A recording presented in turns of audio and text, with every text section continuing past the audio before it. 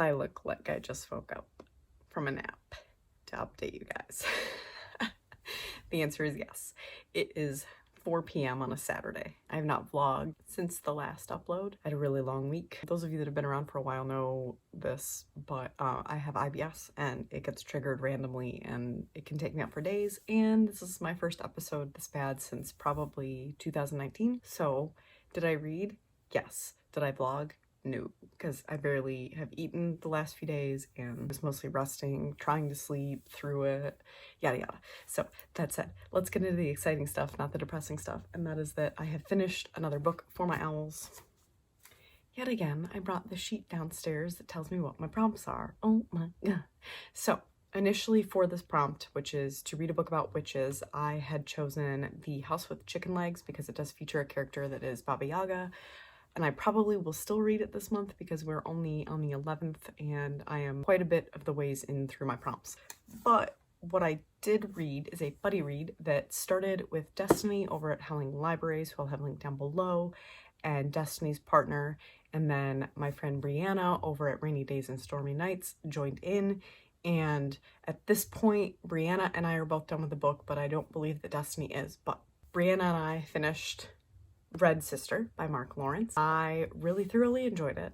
I gave it a 4.5 and rounded up to 5 stars on Goodreads. The very beginning of it, I was pretty sure I was going to give it a full 5 stars and absolutely love it. I will say that part of me thought that the middle of it got muddled and trudged along a little bit simply because I didn't feel well while reading it. But in talking to Brianna about her opinion, she also said it got a little bit slow pace-wise and that it got confusing, and I agree. This is a story about an orphaned girl, basically, who gets sold to a coven of nuns who teach girls to be assassins, and the nun coven is looking for a specific bloodline. There are 4 bloodlines that make you special, like you could be a giant, you could be super fast, things like that. They train them. And they're looking for the prophecy's chosen one. So our main character is Nona, and she's super badass, and I still really love her. The things that got a little confusing, at least for me and also for Brianna, I won't speak to her opinion. You should go check out her channel and find out her exact thoughts on the book when she does speak about it. But was that the magic system got a little confusing and the plot line itself got a little confusing by the end. There is a specific style of magic called the path, and it follows threads basically, and it just didn't make a whole lot of sense. It was used a lot throughout like the last half of the book. Also, the antagonist in this novel, for like the majority of it, there wasn't enough of that interaction. So then when it did come back around to the conclusion, it just wasn't enough. So there were a few problems I had with it, but not enough for me to say that it wasn't up there in terms of my high fantasy loves. And I do already have the sequel coming to me, so not in April, but I think in May I'm gonna try and read both the second and third book in this trilogy and get them done and see if hopefully that kind of pans out and like makes everything make a little more sense as we move through the story. So we'll see, but I am looking forward to the rest of the Ancestor trilogy. And because I didn't clarify, I consider this a book of witches because there is a class of the sisters that kind of nicknamed the witch class, like the witch sisters or something. I don't remember what it's called. But they use the term witches, and there is some magic, and I'm gonna count it, but I'll probably also read Chicken Legs, The House of Chicken Legs, so then I'll double up on that one prompt and feel like I actually did it correctly. So since my epic fail that was my last audiobook in 5 years, we're not going to talk about that book again until my wrap up. The next audiobook I picked up just on a whim. The audiobooks I've been picking up are not for the owls because none of my TBR actually have readily available audiobooks to listen to, so I've just kind of been picking up books that I've wanted to read and haven't gotten around to, and I just listen to them while I play video games or do chores. I've said it before ad nauseum. My bad. Ridiculous. I'm listening to the Flatshare by Beth O'Leary, and it's a book I kind of put off. I checked it out from the library once, and then I started it like the first page and the text was small and I just wasn't feeling it at the time, so I returned it to the library and never read it. Listening to the audiobook is great. It's a dual narrator, so you get both perspectives of the 2 main characters, and the whole point of the book is that these two characters are sharing a flat. It's the guy Leon's flat, but the girl, why can't I remember her fucking name right? Like Tessie, she is sharing the flat. He works nights as a nurse, and so his hours mix, like they don't overlap. Their hours don't overlap, so they never see each other in this apartment. And it works out for him, and they like even share a bed, but she sleeps on one side and he sleeps on the other. And then on weekends he goes to his girlfriend's place, so she has the apartment to herself on weekends. And it's like been a good arrangement, and they keep writing and leaving sticky notes for each other, you know, to get roommate things across, but then they become like closer through it, and it's really, really cute. I have enjoyed it thoroughly. I have like 2 of 8 parts left, more like 1.5 of 8 parts left, so I should be able to finish it today or tomorrow. The one thing I'll say about it that I really, really appreciate so far is that Tessie has an ex that she is learning through distance and now therapy, has been an emotionally abusive person towards her their entire 2 years of dating, and I really like how it's handled. I think that it's something we don't really ever see in romantic comedy type novels. It's like a serious edge. There's 2 actual plot lines that are very serious within this cute little romance. But I relate more to this storyline. I won't get into details and such, but the first boyfriend in my life reminds me very much of this man, and I think it's handled very well. The way that she is starting to come to terms with it, the way that her friends are encouraging her to seek help, the way that Leon is also being very supportive and encouraging to the reaction she's having now that she has moved on from him. And I really, really like it. I'm enjoying it thoroughly. I will probably give it a 4 or 5 star, and I'll let you guys know for sure when I finish it. That said, the other book that I have picked up since finishing Ive Read Sister is one that I highly anticipated thanks to the lovely Chelsea, Jane, and Madeline over at Chelsea Darling Reads, It's Jane Lindsay, and Novel Inc. And that is an early release that I got through Book of the Month Club, and that is Beach Read by Emily Henry. Emily Henry, I have an interesting relationship with her and her writing. First and foremost, I think I've told this story before, but one of my best friends from college, he and I both went and to the same school for creative writing, so it's kind of funny that he's actually friends with Emily Henry's husband and went to their wedding. So every time I read an Emily Henry book, I think of him. What's up, Matt? So I feel like a connection to her that I don't actually have. That said, her first book that I ever read was A Million Junes, and I absolutely loved it. It was my favorite book of that year. I think I read it in 2017, maybe 2016. Favorite book of that year, 5 star, still think about it, love it.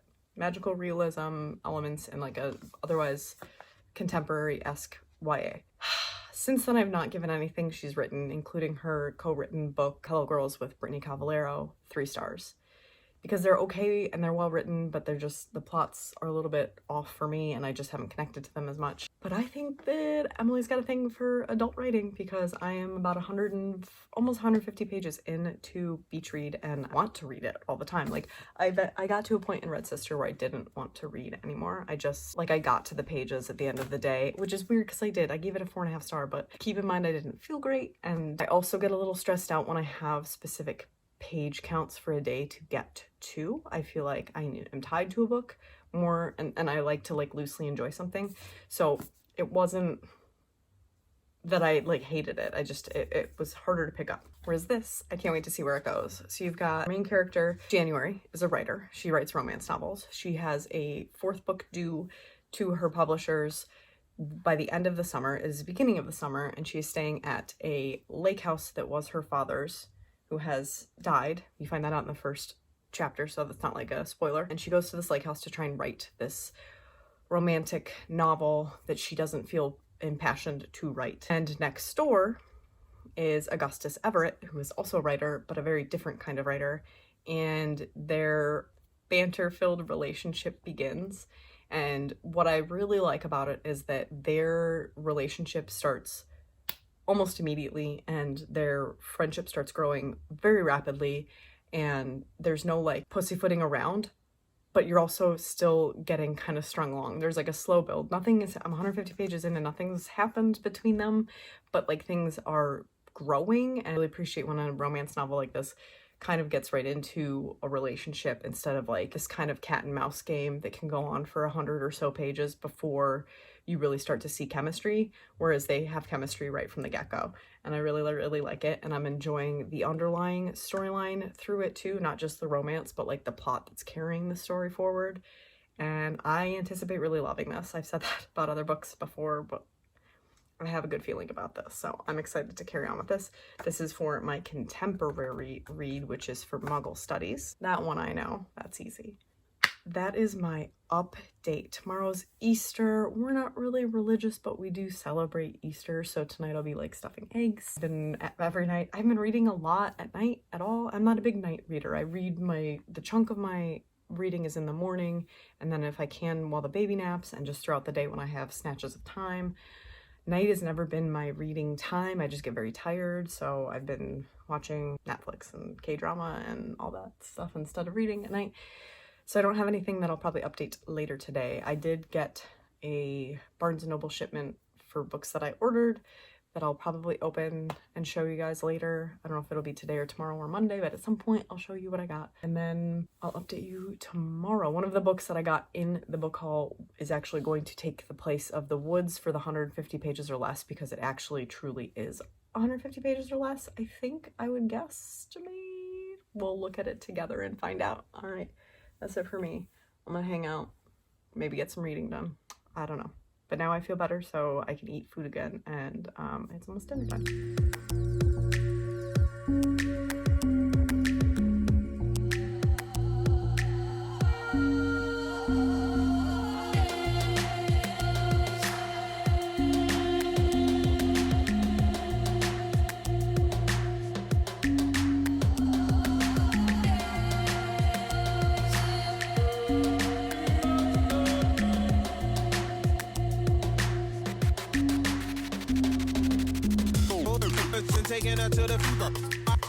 Hey, hi, hello there. I have some things to talk about. Since I just filmed the wrap-up, so that's why I'm all done up. But finally, my March wrap-up is now done. It is April 13th. Doing good things, on time as always. I have finished a couple more books, and where did my notebook go? Because I finally have my notebook to talk about the prompts. Look at me, organized and stuff. Okay, so real quick. No, let's just go into what I've been reading. So yesterday, I finished 3 books in a day. First and foremost, I was listening to The Flatshare by Beth O'Leary. I do believe I talked about it in my last clip. I did complete it. It has nothing to do with the owls, but I've been listening to audiobooks a lot lately. This was a backlog book that I wanted to read but didn't have full interest in, so never prioritized, etc.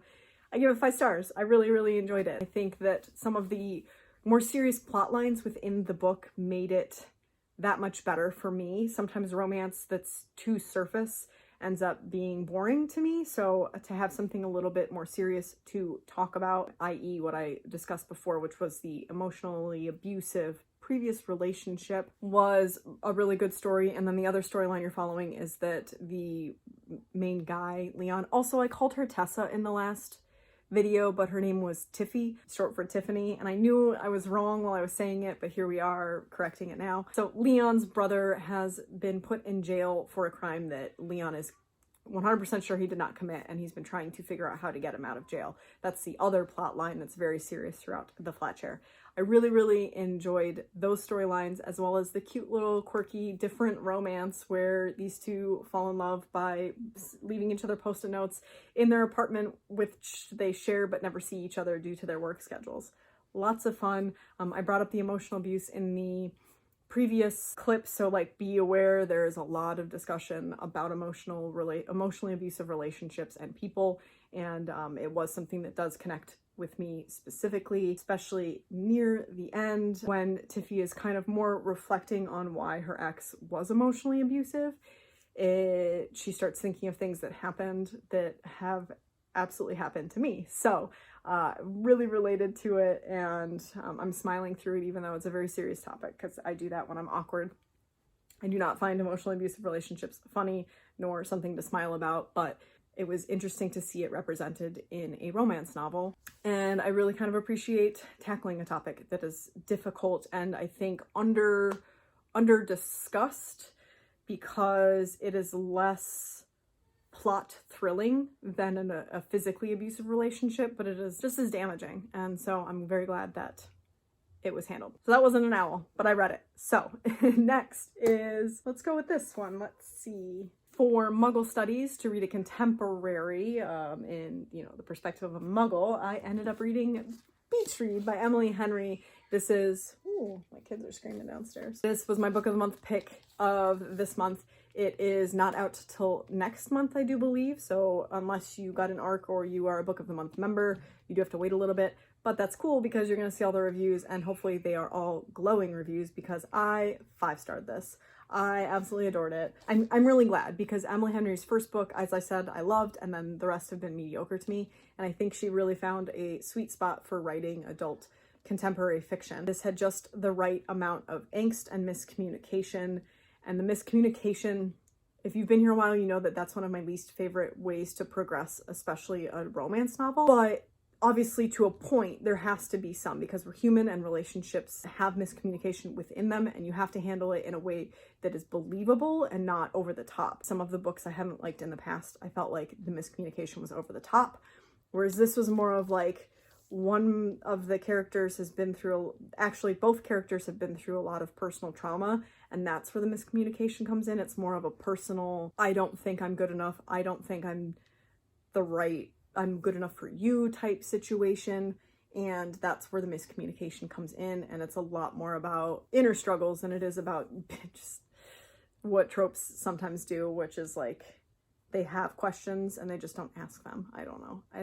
I'm not eloquent right now, but that's it. The miscommunication didn't take away from it, is what I'm saying. There is miscommunication in this, but it's like the right kind. The characters, January and Gus, that their banter is perfect. The relationship build is so well done, and it's funny, it's harrowing. I didn't like cry, but I did get very choked up at certain parts, because the story starts out where January's dad has passed away. He's dead, and she is having to deal with the aftermath of realizing that he was human and didn't always do the right thing, and she's angry about it. And so she's dealing with these emotions because her dad was like her favorite person in the world. It's just so real and refreshing and such a good read. And I went into it thinking it'd be a little more fluffy than it was, because it's called Beach Read. And when I think beach read, I think something very light and very romance heavy, but this was not that. And it was good, and good mix of smutty, but also serious. And I just think that Emily Henry really nailed it this time. And if you've liked any of the romance that I've liked in the past, so what are some favorites of mine? Some favorite romances of mine: The Hating Game, Red, White, and Royal Blue, Get a Life, Chloe Brown. Yeah, we'll give those 3. If you've liked those novels, I can't see you not liking this. I highly recommend it, and it's a pretty fast read. Some of the chapters are quite short. I love that in a book. Highly recommend it. 5 stars. This is my favorite book of the readathon so far. And then I had a prompt to read a book under 150 pages for potions. Technically, I looked this up. You can't see page numbers in this graphic novel, and it says it's 200 something pages, but I'm counting it because I don't have anything else, and it's as short as it's gonna get. And that is Space Boy Volume 6. I didn't bring the books up. I did haul Grey Sister and Holy Sister by Mark Lawrence, and I do intend to read them next month, I'm hoping. Grey Sister is a lot shorter than I anticipated, or maybe it's Holy Sister. One of them is a lot shorter than I anticipated, so I should be able to get both of them done back to back and just get the whole Ancestor trilogy out of the way. Sounds bad, because I really did enjoy it. Not out of the way, but you know what I mean. I'll get to it sooner rather than later. But I threw this on too, and I have all of the stories up to this. This is Volume 6. I do like to collect them because of the spines, as I've said before. This is definitely it's a story about high schoolers, but I think it's more of a middle grade feel. A story about a girl named Amy who was cryogenically frozen. She grew up on a spaceship where her dad mined, but he lost his job, so they got refrozen and put back on Earth 30 years in the future. And she's never lived on a planet before. She's always lived on the spaceship. So she's both adjusting to Earth life and this technology that is advanced while they were cryogenically frozen, and going through normal stuff that high schoolers do, where she kind of has a crush on one boy, but other boys like her. She doesn't realize that.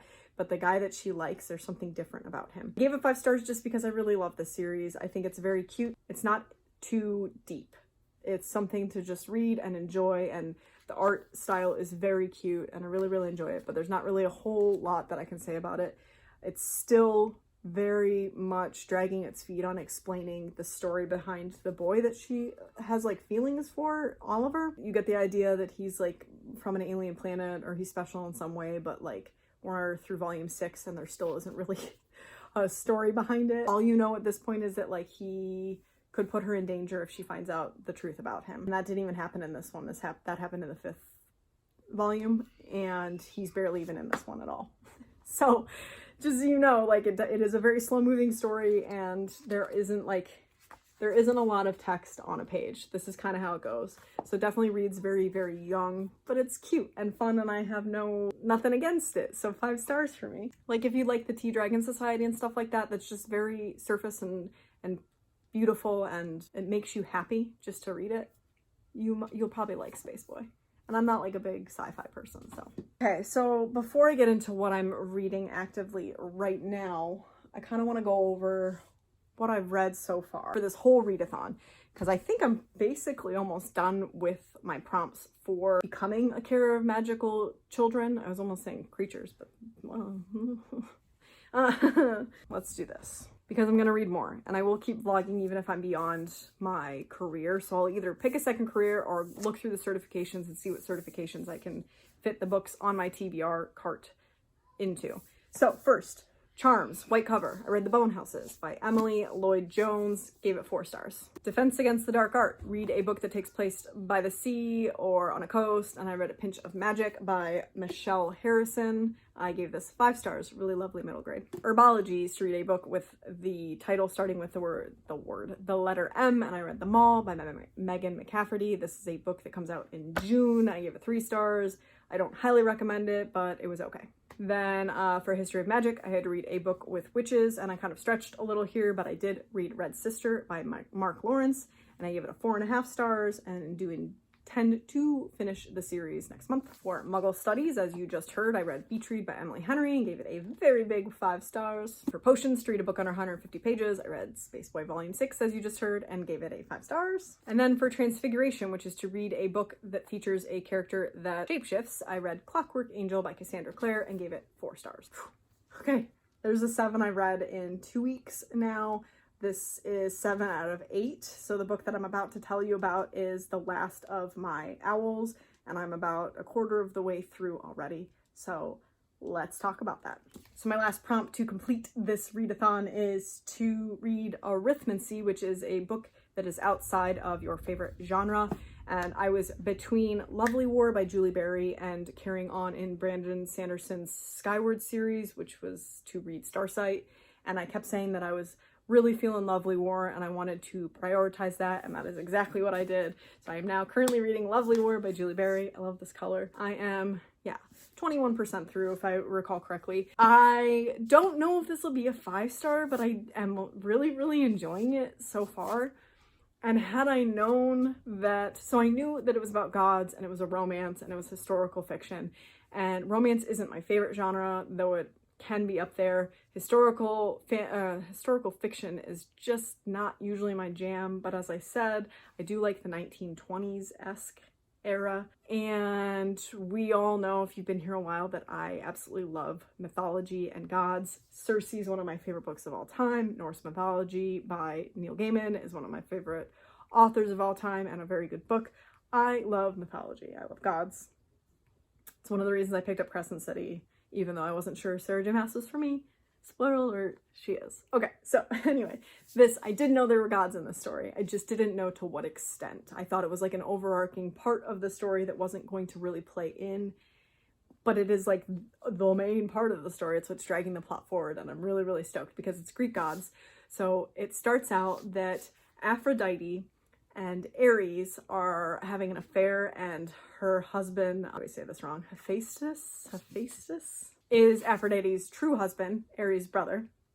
He catches them in the act, and they're kind of in this, he like tangles them in his net, and he is grilling them. Basically, he's being the judge, and they're on trial to explain like why they're doing what they're doing. And Aphrodite starts telling the story of why, like, of her job. Her job is to make love happen, and the whole point is to say that, like, I as Aphrodite, no man can truly love me. I'm the goddess of passion, not love. I make love happen for other people. And the guys are like, oh, you know, I'm the god of war, and I'm the forager, yada yada. So she's like, you don't understand what my job entails, and I want to tell you stories about what it looks like to do my job. Got that happening in 1942, and then you go back to the 1917 to 20s so far, where you have met so far 3 characters. 2 of them are first love story she begins to tell, and this is about a like 19-year-old or an 18-year-old who is about to go to war, and the girl that he falls in love with like the week before he ships out. So you got that story, and then you also have a second story that she's telling that is through a Black young musician's perspective who has joined the war, also hoping to do more of like the entertaining aspect of it and less the fighting. And there hasn't been much story from their perspective, named Aubrey. It's more about James and Hazel's relationship so far. But the chapters are super short, which makes it hard to put down, because I'm always like, oh, okay, this one's 3 pages. And then the next one's like a page and a half. And then the next one's like a page. And I'm like, okay, I'll finish when it gets to a long chapter. And they happen so few and far between, my legs are numb, that you just keep reading. I started this book last night and I'm already 21% through, and it's not a small book. I'm enjoying it. The writing is fun and fresh, and interested to see where it's going. And the fact that you're getting an overarching narrator, storyteller that is from Greek gods' perspectives is a very fascinating way to utilize Greek mythology. So I'm thoroughly enjoying it.